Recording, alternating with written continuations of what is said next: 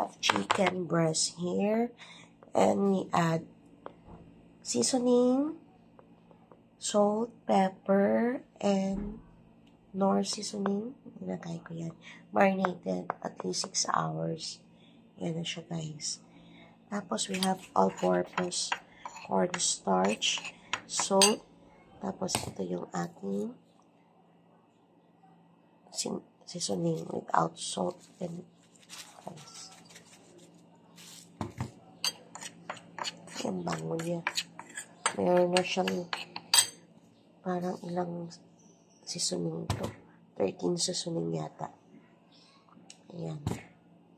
Ito siya yan, guys. Ayan. No salt. So, ayan. Mix. Ayan, yung anak ko kasi mag-help sa akin. Ayan. Siya daw mag-lagay. Ayan. Okay.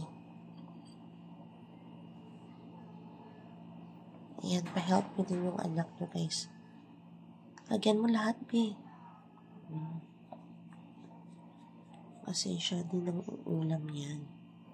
Okay lang yan. Lagyan. Tap mo lahat. Lagyan. Okay.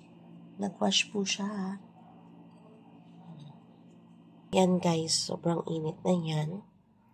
Yung ating oil. Sige, lagay mo na, be. Okay. Slowly. Okay. Slowly. Okay. Good job. Ayan, ang grabe yung oil.